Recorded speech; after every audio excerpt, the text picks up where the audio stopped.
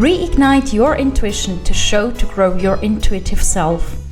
This is episode number 39, where I talk with Annika Pellegrini.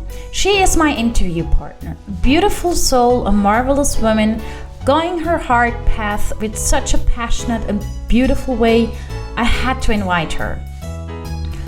My name is Angela and I'm your host of the show, and I'm highly intuitive person by birth who never lost her connection. I'm the expert in supporting you, regaining your intuition and living a fulfilled and much easier life with it. Trusting fully your intuition takes time and is a very individual process. I share with you my knowledge and strategies I have developed to support yourself on a daily basis in any situation. By signing up to my freebie, you can support yourself to connect with your intuition. Go to angelahack.com, choose podcast and English, and there you find the link. And nevertheless, don't forget, you can also find Annika's link there to make sure that you can connect her and subscribe to her newsletter. So, hello everyone. Today, my podcast is less my podcast because I have the marvelous Annika Pellegrini in my podcast. I'm very happy. I've met her last year in my mastermind group.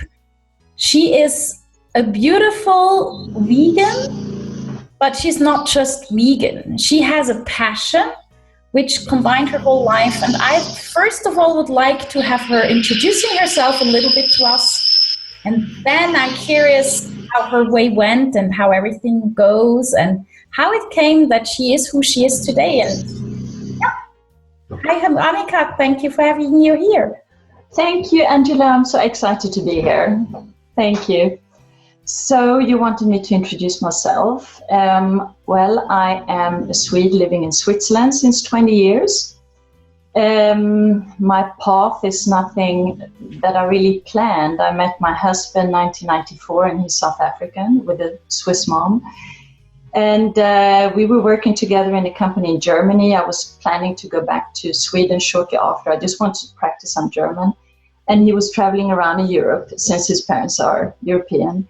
And then we decided to be together and we ended up in Switzerland.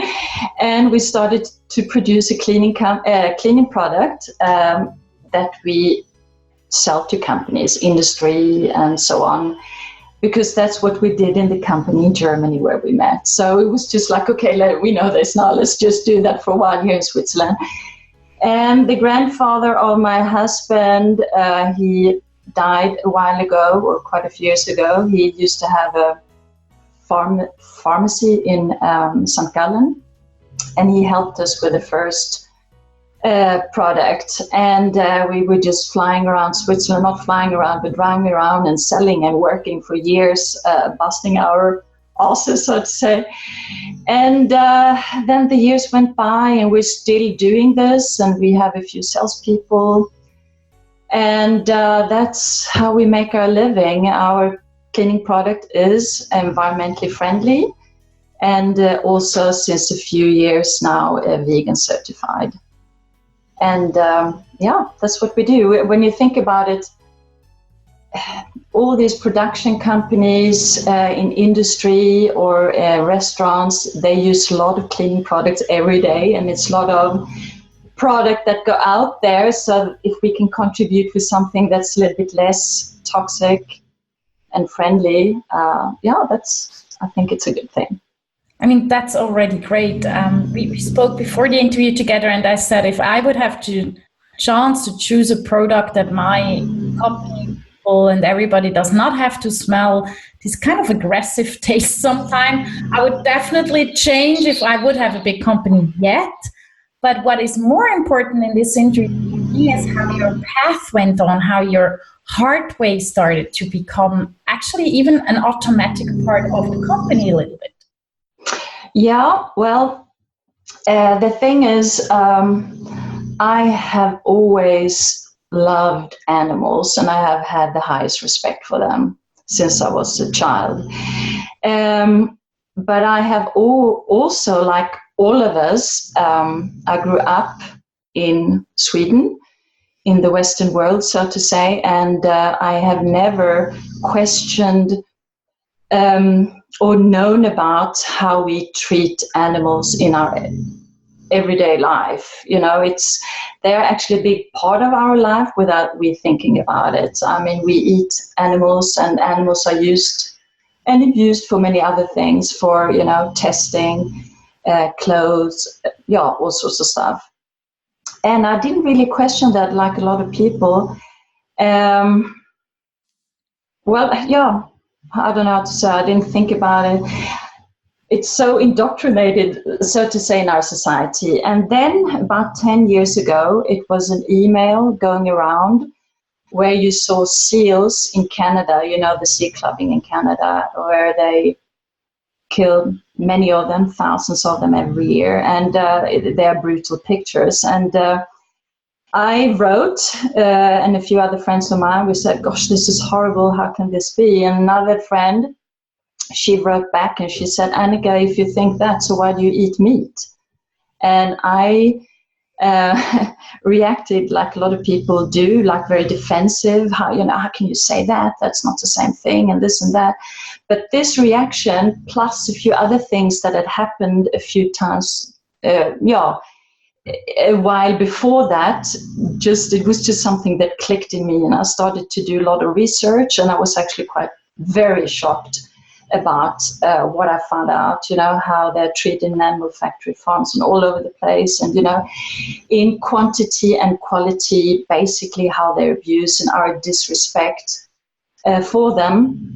I stopped eating meat, and then shortly after I tried to avoid any kind of animal products, eating, clothes. I got rid of all my leather shoes and, and stuff like that.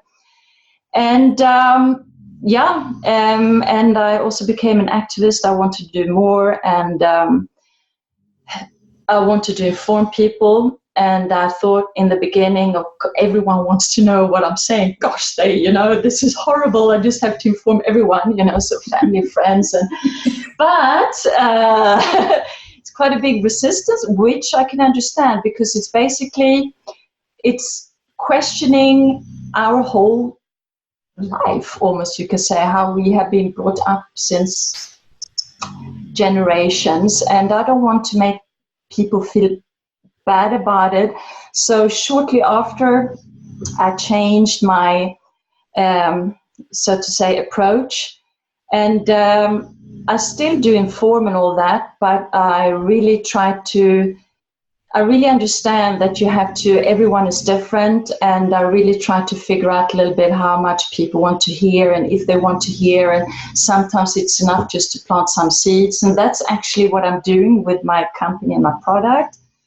EcoClean it's called, and like I said, it's vegan certified, so it has the vegan stamp on it, and our customers, so to say, the old part of the company is B2B businesses. And we have the certification, and sometimes you start to talk about it more. They ask questions. A lot of them maybe never heard about anything like that before, and if they want to talk about it, it's fine.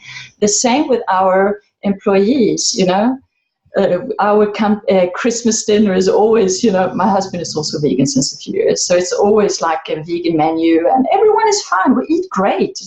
We don't like, it's just the way it is, and everyone has a good time, and we don't try to make it so. It is. We try to make it normal. It's just that you eat great food. It happens to be plant-based, and so a lot of people get aware of this. Which I think is good. And then also the little bit newer part of my company is also B2C, where I have now a little shop with smaller quantities for private people as well, and where I started a blog, and where I'm blogging a little bit about, cleaning and tidying, a few stories. I try to make a little bit, I just started, so it's new for me, some stories, and also point out a few things, and maybe actually what happens without overwhelming people. But I almost see it as my life mission too. I mean, this is something that I have to talk about. I have to inform people. Animals don't have a voice on their own, and some people have to stand up for them. And we're quite a few of us now. So yeah, it has also brought a completely new mission to my job, even if it's my own company since many years. You can sometimes get bored of what you do, and oh gosh, I should do this or this. And this now has like fueled my energy to continue what I do. I just love it. What people can't do when it's on the podcast, they can't see you. I can see you. And you really start to glow when you're talking about it. And the fact that when you started like being aware for yourself, that you kind of lost it and told everybody, and you were not to be stopped for the few minutes or moments or months. I really like that, that you realized, okay, it's not me you have to tell people what to do, to make them aware and conscious. And this is what I really love about it. This is, I'm not vegan, and you never said, well, that's something you have to become or something. But you just told me things that I learned, and this is something that I love, and I want you as an interview partner, because I'd love to encourage other people to follow their heart, their path, even when it's something that probably some people might be quite clear in not wanting to support that, or there's even some people blocking to talk to you. But you're just such a great example that it can be lived on a daily life. It's even part of the business. It's part of the Christmas dinner, obviously. And I can eat vegan, and I do eat vegan, and I must say food is awesome. I mean, that's just, whoa, I love certain things, especially loving Indian kitchen helps me a lot. But I really like the fact that you just transform it so naturally into your daily life. And people conscious. That's so cool. I really love that. Yeah. No, it's just this becomes part of you. It's just, but it has nothing to do with being perfect, or look here or look there. It's just, obviously you have to I try to do my best, try to avoid. And sometimes it's things that I missed, and I like to hear that. And maybe I can do better there or whatever. But it's really, but at the same time, I also want to point out that I don't see veganism as a lifestyle. For me, it's more about justice, and it's about respect for everyone. It's more about a social justice issue. It's like women's rights, and everything like that. So it's basically for the animals. So also when you do something, or when you animal rights, when you start to think or maybe consume less animal products and this, that, when you start to get a little bit familiar with how they're treated and also the consequences in other parts of the world, for me, I'm 100% sure if the world, I don't want to sound like a missionary, but I mean, this is, you have to have a goal. If the world would go this way, a lot of other problems in this world would disappear. Like, the problems with the environment. If we start to treat the ones that are most dependent on us, like children and animals, we will automatically start to treat one another as grown-ups, also with more compassion and empathy. For me, I see it like you can't start in the middle, and then the ones that are really, down there, we have absolutely no compassion for, empathy, or what we do to them. It's like, I'm not the one who said this the first. Even Pythagoras said this 600 years before Christ. He said, as long as we torture and eat animals, we will torture and kill one another. Like Leo Tolstoy, as long as there are slaughterhouses, there will be battlefields. It's like, it's this concept, I see it as compassion and consciousness and empathy. It's like, it's so big, we have to include everyone. Otherwise, it's difficult. Okay, there is absolutely nothing I can add. I just leave it exactly like it is, because that's how it is. To be aware of what is all with us. We're all one. And all, I'm not talking about humans. I'm talking about all living beings.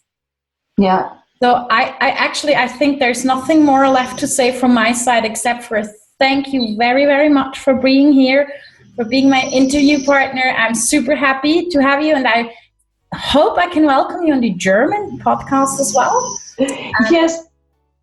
Everybody heard that. Now it's on my podcast. Yes. Yes, it's coming. Cool. Yeah. So thank you very, very much, Annika, for the interview. Thank you. Yeah, thank you, Angela. It was very nice to be here. It was so much fun. And I was a little bit nervous in the beginning, but with you, you're so pleasant yourself. So, and absolutely what you do, I love what you do too. Thank you. So thank you very much. Yeah. Thanks. Have a great day. Bye. You too. Bye-bye, Angela. Are you ready for reignition? Yes? Then go to angelahack.com, choose podcast, and sign up for the freebie with the link you find there. Thank you for listening to Reignite Your Intuition. If you like my podcast, please come back. Tell friends and feel free to share with others how they can access the podcast. And make sure to let them know what a beautiful soul you just met in this podcast with listening to Annika Pellegrini. Thank you again, Annika, for being part of that show.